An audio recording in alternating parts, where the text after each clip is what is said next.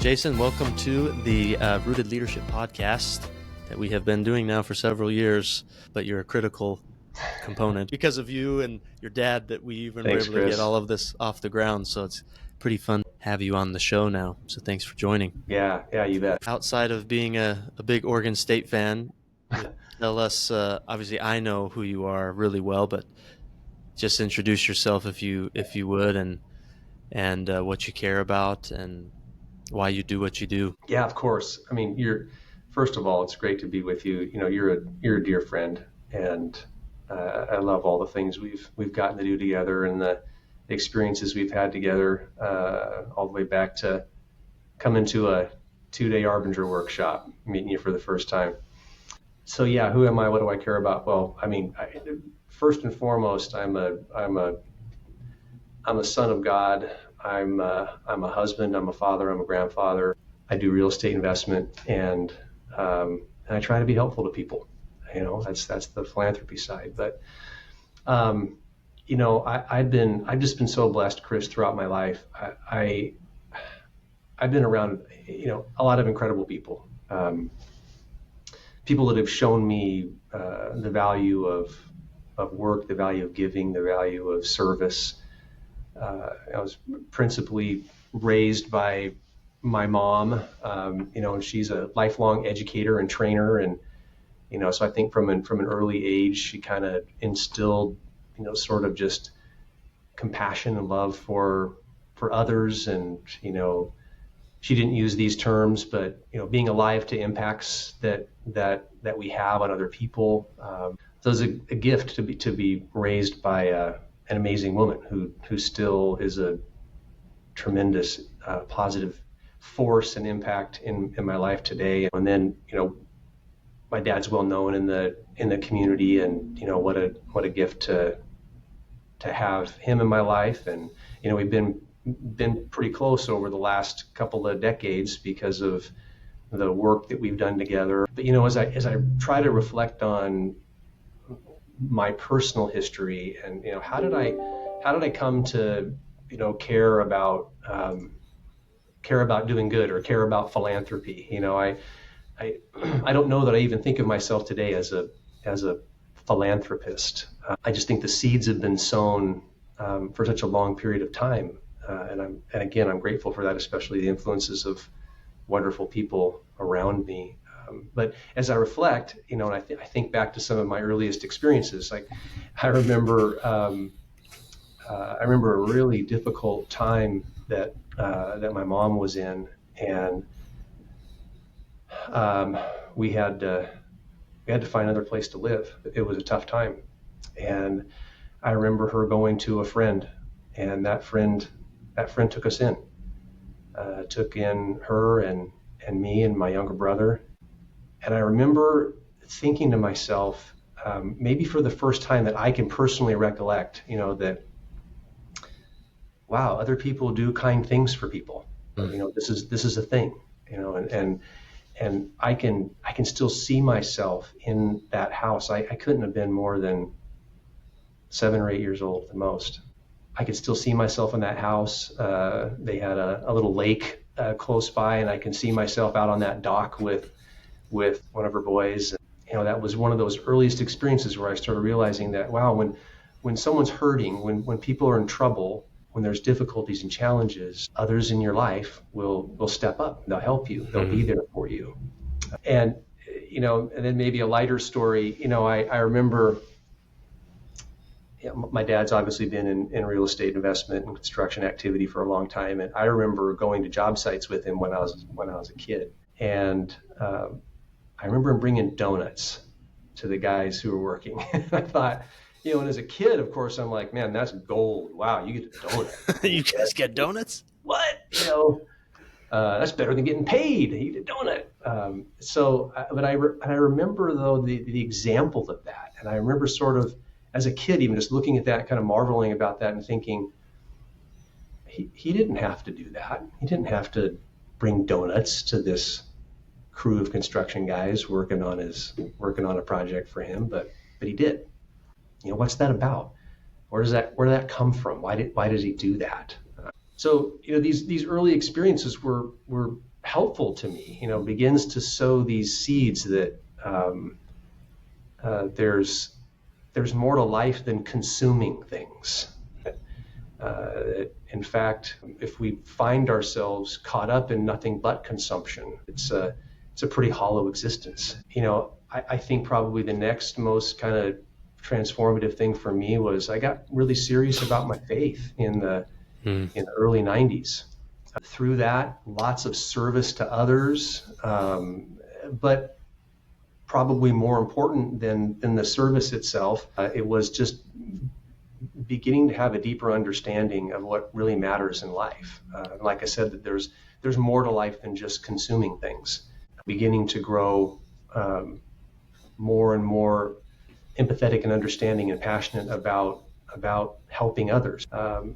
In particular, because of the teachings and values that you learn through going to church and having those kinds of experiences, having that repeated over and over and over again, but getting it in lots of different ways, and ultimately coming to understand and believe in it at your core. I remember an essay that I wrote to get into graduate school. I went to Oregon State, and then I worked for a couple of years, and then my wife Dana and I decided that the next step for us was probably graduate school. I always had to write these goofy essays. And what are you going to say in these essays, right? Like, am I trying to impress you, or what? I don't know. But I just thought I'm just going to be me, and so I wrote in this essay. My topic was basically a quote from Stephen Covey. You probably remember Covey asks the question, "What do you want said about you on your gravestone?" Mm-hmm. And that's what I wrote about. And I wrote basically what I said was that on that gravestone it says he was the best husband and father he could figure out how to be. And that's what drives me. And that comes in part from service to others and these things, but also having that deep faith, having that deeper understanding of why I'm here, what is the purpose of my time and my existence. Through the people that I knew, through experiences in my life, through making that faith connection, that's really what brought me to an understanding of the importance of giving back, the importance of being a help, doing good in other people's lives. Yeah, those are all amazing, just anecdotes to make up what has been a lifetime in the making for you. And my earliest experiences with you, particularly in Mountain West, and your dad, it was everything but your actual business.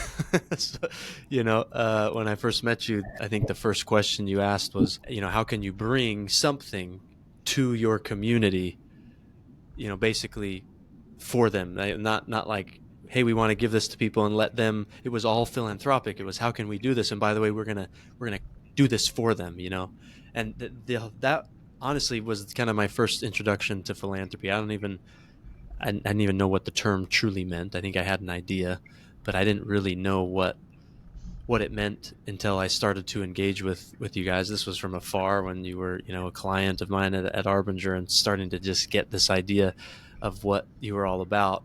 Like, who are these guys? Are real estate guys? Why do they care about all these things?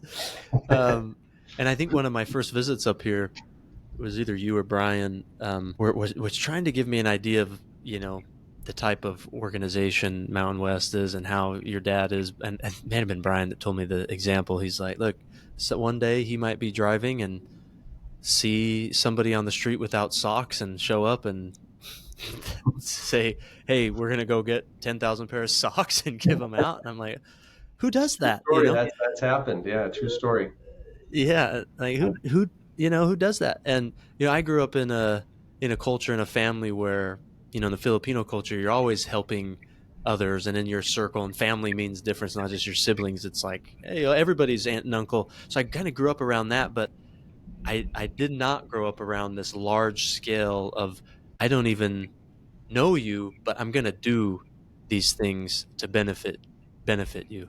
And I, even though I had been taught principles like that Mm-hmm. in my religion, my faith, Mm-hmm. church, I Yeah. had never really seen it deployed personally until I started to work with you guys, and then eventually relocating and moving up here, and then getting to actually be on the ground doing it. I've been amazed ever since, and I've really fallen in love with the idea of philanthropy, and it's opened my mind to it's not just writing a check and giving it to someone. I mean, that's a great thing to do, but it can be done in so many ways. I think the definition of philanthropy is love of man, love of your fellow being, and uh, and my experiences over and over again with you personally have been nothing but that. So all those anecdotes that have gone into making you who you are certainly manifested in how I've seen you live your life and how you've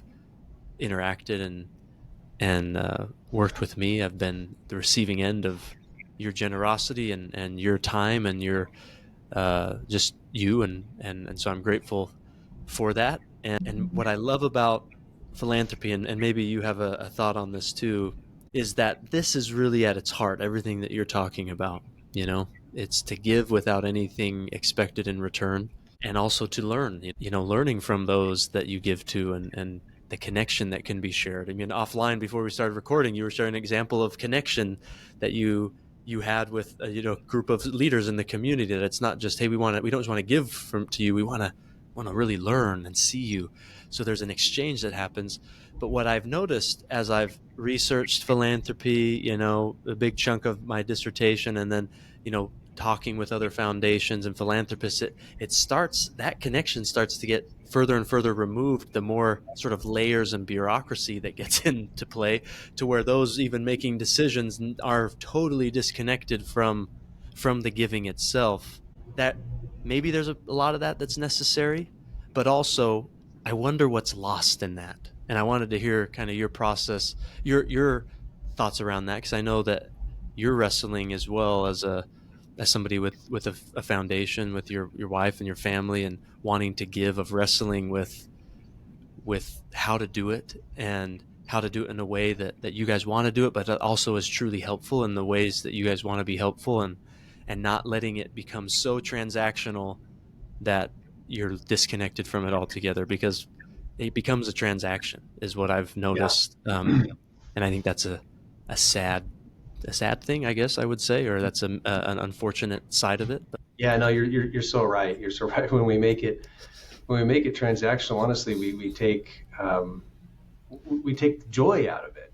I mean, let me just be really selfish for a minute and just say that, I mean, one of the greatest things about helping someone else is the personal feeling that you get, the joy that comes into your own life, into your own heart. You used the word love earlier when you were describing, philanthropy.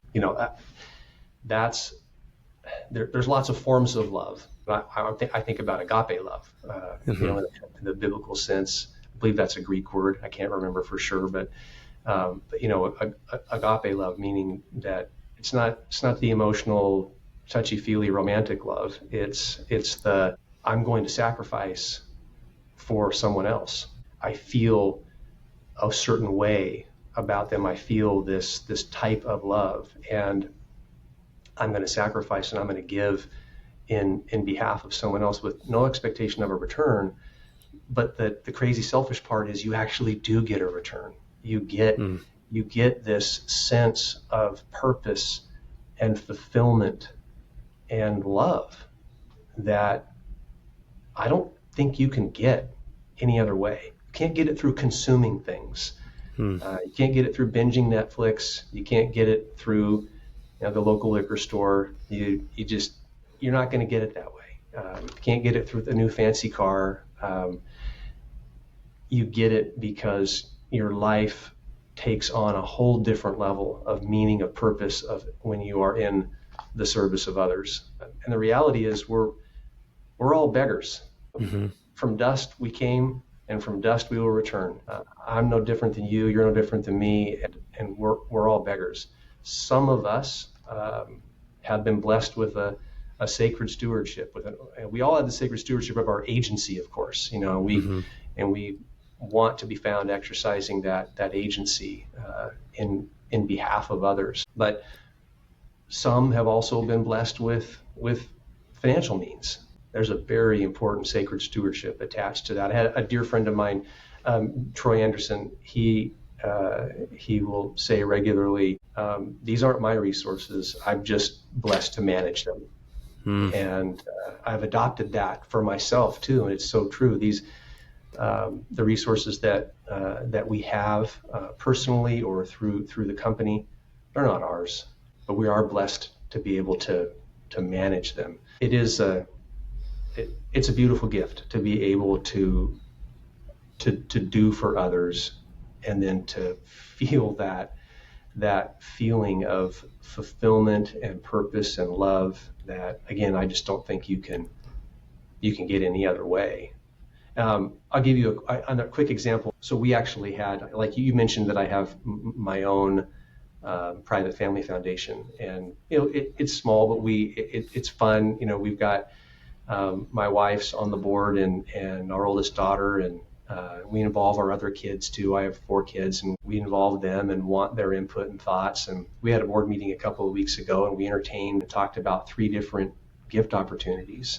And we were sort of wrestling with, gosh, these asks are a little higher than we thought they were going to be, and we're trying to grow this little foundation. We want it to grow and become more, and so we can do more and give more. And we got off the call. It was very positive. Everything, it was a great meeting, and we got off, and then I went and sat down, and I just had this feeling come over me, and I looked at my wife, and I just said, honey, we have it now. Let's just give it now. And that's the one thing that you, in giving and doing and serving for others, you can't give and serve and do yourself poor. You can't give enough away to actually become poor. There's compensating blessings and gifts that come. We just had this really cool experience where it was like, yeah, it's more than we thought. We have it now. Let's just give it now. And then just letting our hearts and minds settle in on the impact that would have on the individuals who will benefit from the receipt of those funds. And what joy I experienced from that. And so that's why sometimes I'll say, it's kind of selfish because I feel like I'm the one that benefits the most. I think that's a beautiful example of, in the world of philanthropy and especially family, private foundations, they talk about like the first generation, philanthropist. It's like the one, it's you and your family right now. It's your dad now. But then, when there's enough, let's say, of resources that lives on after they're gone, and it becomes the foundation, it goes into the trust, and the process, and it's distributed over time. How do you, and maybe this is part of your wrestle, how do you maintain that moment that you had with Dana and your family in the next generation and after that, if you're blessed enough to have your foundation last, far beyond you, which I'm sure you're hopeful that it can, but how do you maintain that? Or like the moments that we've had with your dad where it's just a personal thing and that's beautiful because it has that love, to where one day when he's gone and there's a board making decisions that you don't lose that beauty of why it started in the first place, that it's not just, well, there's a process, we got to follow that process, and this is the process, and this is how it goes, and this is how much funding we're going to give, and only that, but it stays kind of pure. I don't know if I'm making sense, but yeah. I feel like that's part of your wrestle of how do you maintain that purity in it, that comes from the best parts of you and the best parts of who we are, that wants to give and wants to help others and serve others. Yeah, there's a wrestle there for sure, Chris. I mean, first and foremost, the wrestle is, am I doing what I'm supposed to do? Am I actually helping? Is this making a difference? maybe I won't call that the wrestle, but I'll call that the weight. That is a constant weight that I feel. Am I doing enough with what I've been blessed with? Because I'm going to tell you right now, I believe that there's going to come a day when I leave this earth that I'm going to have a really important interview. And there's going to be some really critical questions asked. What did you do with what I gave you? How did you treat those around you? I want to be able to stand before my Maker and with clear conscience and love and joy in my heart say, I did my best. Mm-hmm. And I'm hoping that I get to hear those words, well done, thou good and faithful servant, right? That's what, that's the beauty, right? But so there's a real weight that comes with this. And I don't expect other people to understand it until you live it and feel it. And maybe I'm unique in that. I don't know. But that's my feelings. That's my perspective. That's the feeling that I have. This weight that's real and that I carry. So then how do I take that weight and turn it into, momentum? I think back to, the very first time that I began to understand my dad's vision was, probably late 90s, early 2000s. I think he told me that his money was basically all going to go to a charitable trust when he died. And he wanted me to be a part of that board. He wanted me to be on that board of directors that will help decide where those dollars go. And that was a long time ago. And it was kind of like, okay, wow, that sounds awesome. And all right. But I didn't really know what that meant there. I certainly didn't feel really any weight over it at that time. But as time went by, I tried to understand, well, why, Dad, is that what you want? And then if this is what you want, then how do I make sure that I honor your wishes, honor what you're most interested in? And my dad in his classic, very simple terms, Jason, it's all about kids and old people. Okay.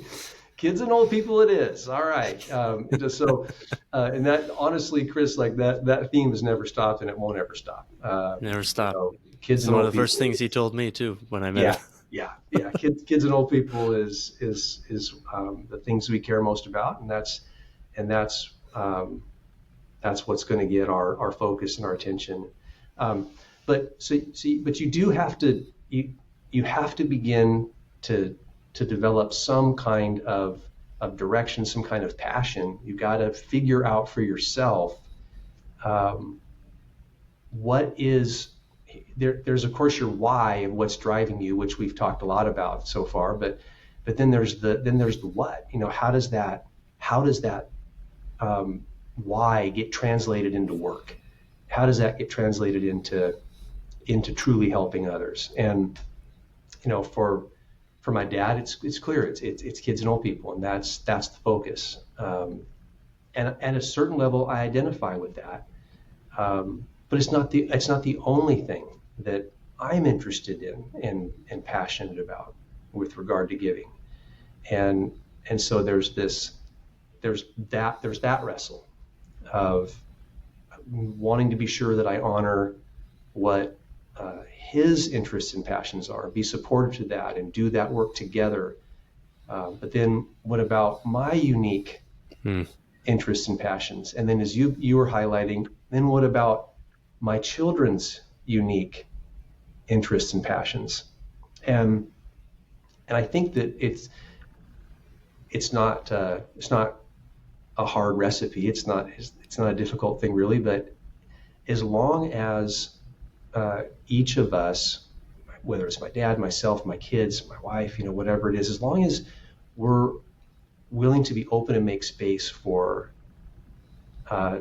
different life experiences that people have, different things that they're passionate about, different things that they're interested in, we're willing to be open to those things, make space for those things, and that's happening between my dad and myself, There's some subjects that I have become deeply passionate about, and I'm grateful for his listening ear. I'm grateful for not only his listening ear, but he has made significant contributions to things that I deeply care about. As Dana and I have worked through. I mean, we have differences in the things that we care about and are passionate about. But we make space for each other in that, and we listen to each other, and we hear each other, and then our kids, having them involved in the foundation, bringing them onto the board, asking them questions, eliciting from them, hey, based on your life experiences, based on the things that you care about, who would you like to give to? What would you like to give to? And having those conversations and creating that space to do that. There's room for everyone's passions, I guess is what I'm saying. And they're all good. Any good. I mean, one of my favorite biblical descriptions of Christ is he went about doing good. So we just want to go about and do good. Some of us are going to have more targeted interests, more targeted passions, and that's great. Let's bring all those in, and let's figure out how to do that work together and give together. And so and that really, honestly, that process that I'm just describing, it never ends. It doesn't end. You don't come up with this perfect list of focus areas or initiatives or whatever. You do that, and I love being strategic in my thinking, and I love strategic plans, and I love to be clear about our strategic goals and our vision, our mission, our values, our purpose. All that stuff is vital and important. What we never want to do is get so caught up in those, as you were saying, programmatic, and maybe even can create this and turn this into a transaction. We don't want to create this transaction culture. We want to create a culture of seeing others, recognizing the need that's around you, and responding to that need. No different than the master did. I mean, he's the perfect one to look to, always responding to the need around him. So there's a mix and a blend to those things, but it never really stops. Yeah, it's we talked about this a couple months ago when we were talking about recording this, but it's also an observation that I've made, being able to have the blessing of being a part of your dad's giving as an employee, and being part of the philanthropic initiatives for the community. I've not personally been handing money to anybody, but philanthropy is more than that. It's going about doing good, and we've discovered a lot of ways together over the years of doing good in the community. And I've learned a lot about something that I know that it would be important for you, in future years. And it's that while things may change that we give to, like you said, times will change, people will change involved, but how it's given and how the philanthropy is deployed, we'll say, is probably the precious thing to really hold on to, that it never loses the love behind it, the care behind it, the essence, and it stays transformational. It doesn't become a transaction.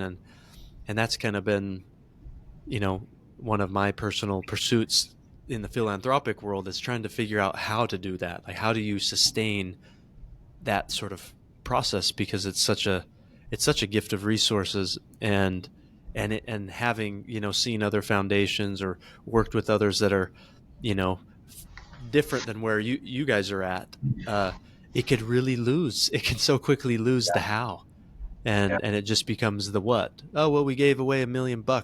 Well done, everyone. Woo! And it loses the why and the how behind it. Because the what will change over time, but those other things, how do you preserve them? Yeah. You know? Yeah, it really, it absolutely can. And that's a danger, you know. I do real estate investment for a living, right? And, you know, that can seem like it's very transactional, and there are certainly transactions that happen. But as soon as we start losing the focus on the fact that it's really truly all about people, and that can almost becomes cliche, right? In our modern society, in our day, it's people are your most important asset, and people, it's all about people. You hear these phrases, and um, it's more than a phrase. It's more than a catchphrase or a buzzword to us. As soon as you lose focus on the fact that there is a human being, a child of God, a person behind what you're doing, you've started to slip. You've started to slip. And so one of the ways that I personally, I got a long ways to go. I will be the first to admit I got a long ways to go in what I'm about ready to describe. But I have tried to stay focused on the reality that this is a person, and that there might be an opportunity to help bring about certain conditions for a person that would create transformational change in their life. And I define transformational changes as seeing, thinking, and behaving in fundamentally different ways. Yeah. That ultimately unlocks more of that person's divine potential. I love the way Jim Seymour says it. He'll say, allows them to pursue their dreams. Love that. So remembering that there's a person there, and we're trying to help create the conditions to unlock transformational change so that they can pursue their dreams. No different than what you want, no different than what I want in my own life. And so that will be a forever thing, staying connected. But one of the ways that we do it, and back to my buddy Troy Anderson, he has this principle, he calls it get dirty. Like, I remember the first time he said to me, "What are you talking about, Troy? Get dirty." Like, I'm going to gotta get dirty. What am I supposed to do here? Right? And he's like, you need to be in front of the person that you're trying to help. Yeah. You need to go be in front of them. If that means getting under a bridge, if that means whatever it means, going to a homeless shelter, whatever it means, you got to be in front of the person that, whatever the circumstances, that you're trying to help. And I had this experience. I'll share this story probably 10 years ago now. My family and we had just returned home from a vacation, and had a wonderful time. And I came back to a voicemail message that was from an individual that I was only really aware of because of our common church. But he left me this voicemail message that basically just said, "I need your help, and I have no one else to call." And wow, that sounds desperate. I obviously better call back. But even then, there's this little voice of cynicism going off, like, yeah, I've heard this before, but yeah. You gotta push that away. You gotta push that away. Quick side story before I continue this one. I was at a gas station the other day, and a man approached me, gave me this sob story about how he's trying to get back home, and da da da da da. And again, that voice of cynicism came at first. Yeah. And then I don't know how else to describe it, Chris, except I saw a person. And I could feel in my head and my heart, you can help, so help. Yeah. Don't worry about the reason. Don't worry about the story. Don't worry about whether or not it's good enough, or it's the right thing, or just, you can help, so help. And I did.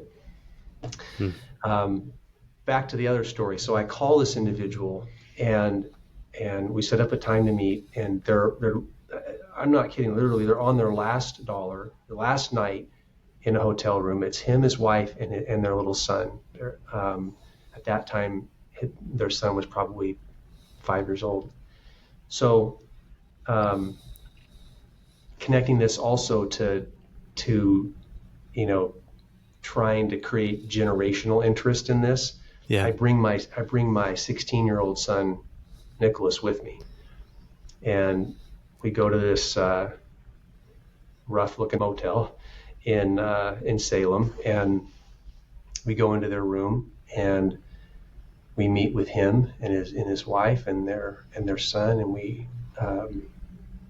talk, and we pray together, and we understand each other, and we agreed to offer some help, and we did, and it got him another night, and that night turned into a few more nights, which turned into eventually an apartment, which turned into a job for him, which turned into educational opportunities. He's now an LPN, which turned into home ownership, and through this trajectory, there's all kinds of ups and downs. I mean, they've been through it.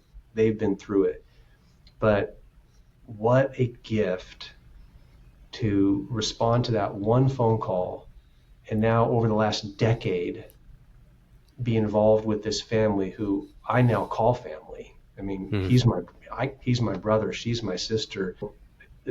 They're not just friends, it's deeper.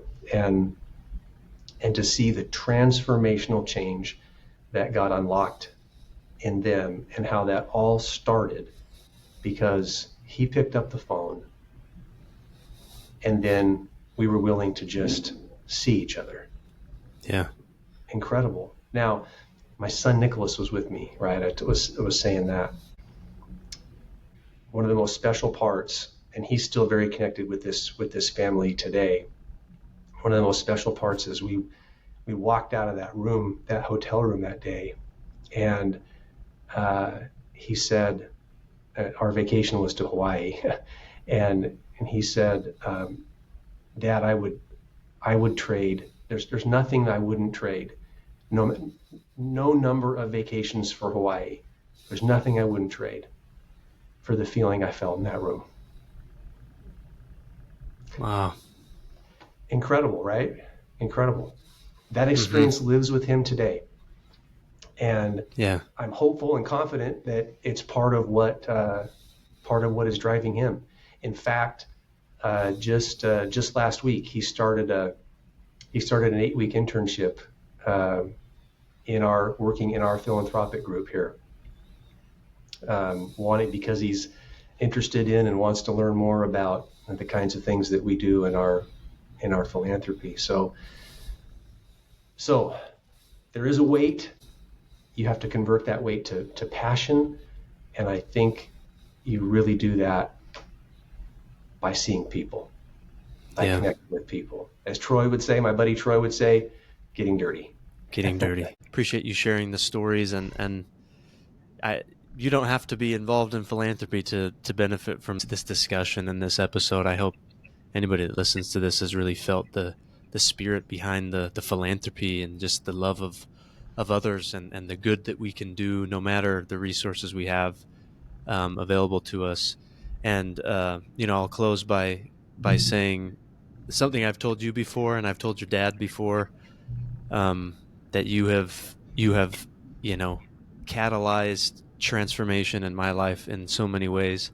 I wasn't at a month's end. I wasn't, in a place where I couldn't take care of my family. I was in a place where I was doing just fine, but I was drawn and attracted to something about you all, and I had the courage to make a phone call, 7 years ago, more than 7 years ago now, not knowing what would happen from it, and just to see a cascade of amazing miracles and events that I just, frankly, I don't know if many if many get the chance to be a part of.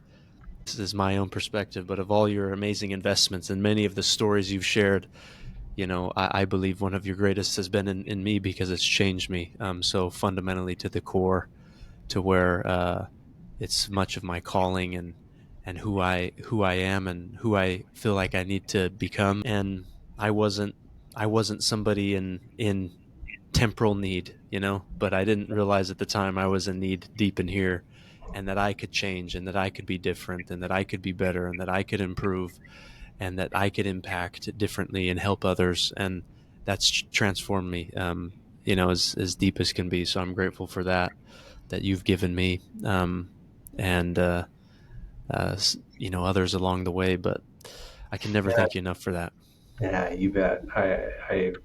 It's so kind of you to say that, and it's deeply, deeply appreciated to hear that again. It's it's fulfilling to know that we have positive impact on others, and so that and I can turn that right back around to you too, because of the impact that we've had on each other has been profound.